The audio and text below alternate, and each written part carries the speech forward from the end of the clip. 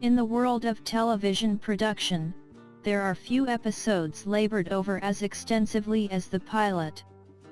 Think about it, a show's creator has spent months, if not years, polishing a script they hope to one day sell to a network.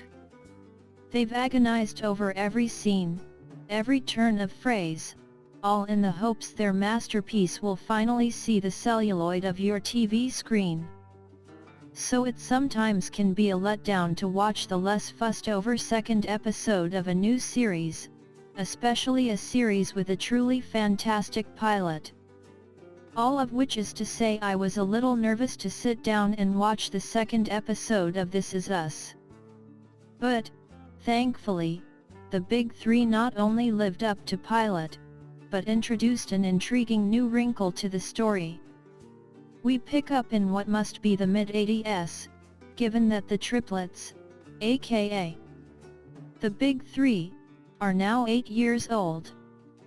A decade of marriage and child-rearing has taken a bit of a toll on Jack and Rebecca's relationship. When he comes down the stairs for breakfast and gestures to the empty coffee pot, her response is swift and no-nonsense, "Do you need me to show you where the coffee is?" Fair point. Here we also see early narrative threads in the children's lives, which will be, and have already been, paid off. Randall being called Webster by his classmates and Kevin not standing up for him, Kate having to eat melon and cottage cheese for breakfast while her leaner brothers munch on sugary cereal. And then there's the cheer, Jack's playful rallying cry for the big three. Are these the kinds of shenanigans I missed out on as an only child? Later that day, over several glasses of bourbon, Jack voices his marital frustrations to his best friend, Miguel. "It's hard to see the woman I married sometimes, you know," Jack says to an obviously baffled Miguel.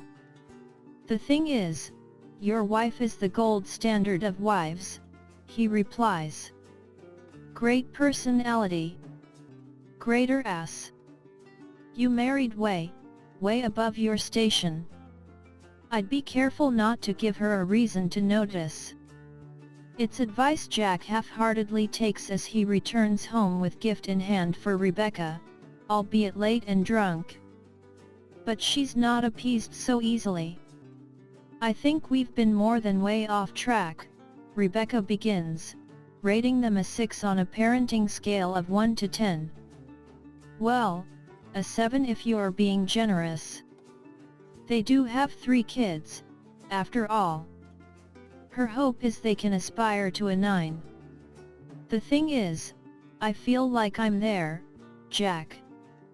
I feel like I'm operating at a 9 because I do individualized lunches and I do individualized tuck-ins for each kid so nobody feels gypped. When you're home and you're way better than I am. When you're a 10, Jack." She ends by demanding he stop drinking. She won't have it in her house. Zooming forward to the future timeline, Randall is currently worrying over his other father, his crack addict biological daddy, as wife Beth puts it, while wondering aloud how long the old man will be staying with them. Randall can't, in good conscience, kick William out when he's sick with stomach cancer. He has to get him to a doctor first. But Beth is suspicious, especially when William asks for a few dollars for bus fare to go just around. Out on the opposite coast, Kevin is gearing up for a big meeting with his high-powered agent, Lainey, played by the inimitable Katie Sagal, to talk next steps post-Man New York.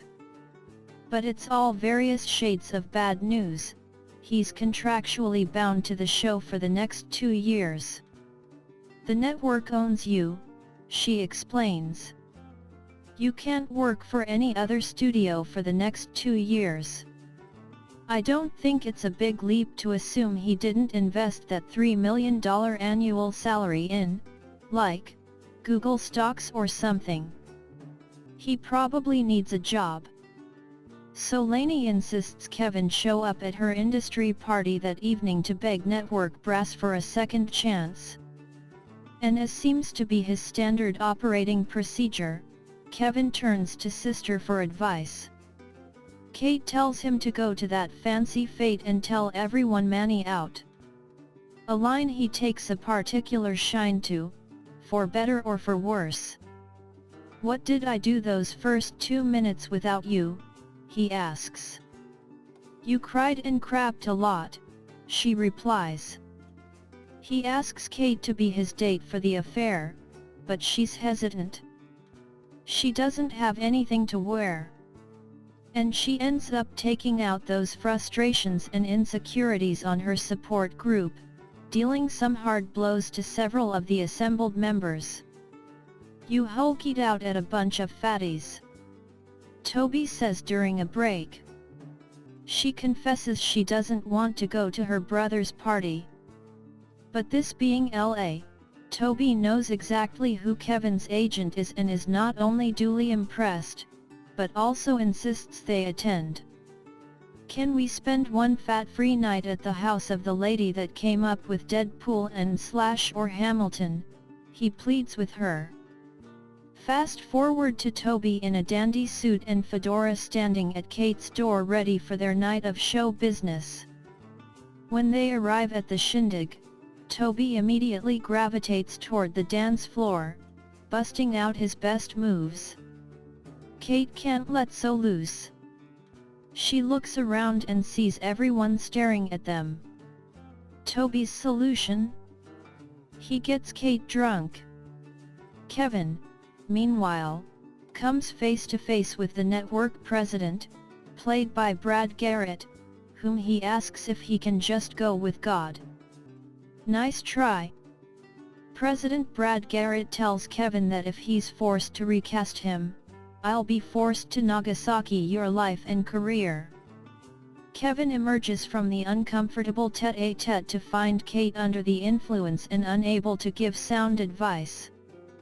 So he does something he so rarely does, he calls Randall.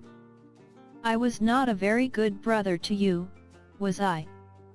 Kevin asks, after ranting and raving about having to whore himself out to the studio.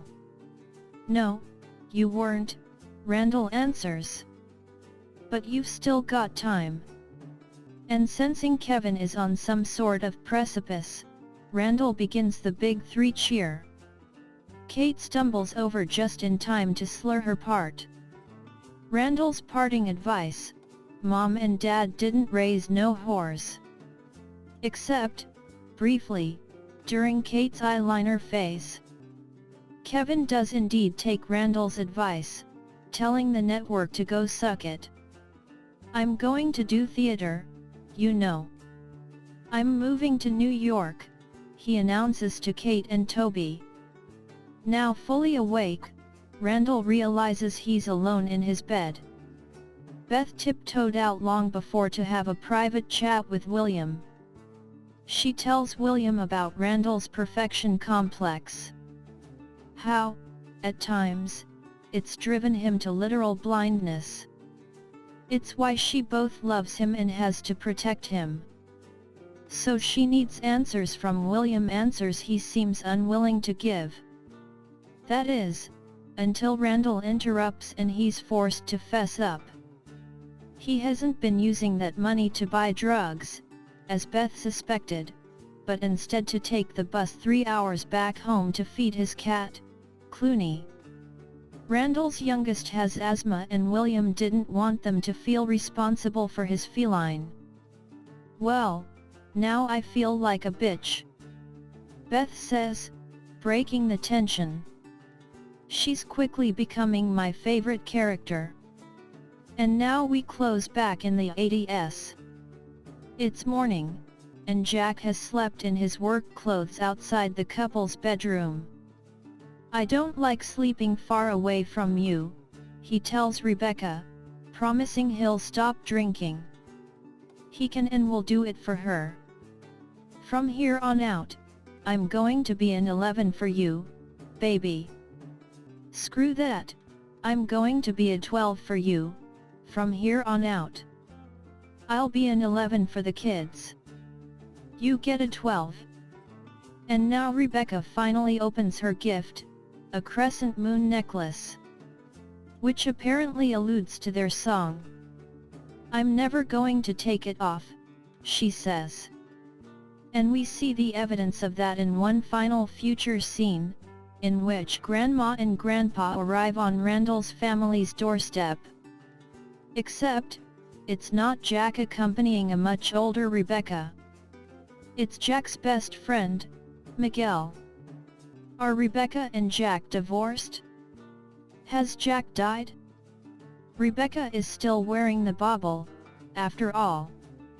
What did you think of the big three? Did you see that twist coming?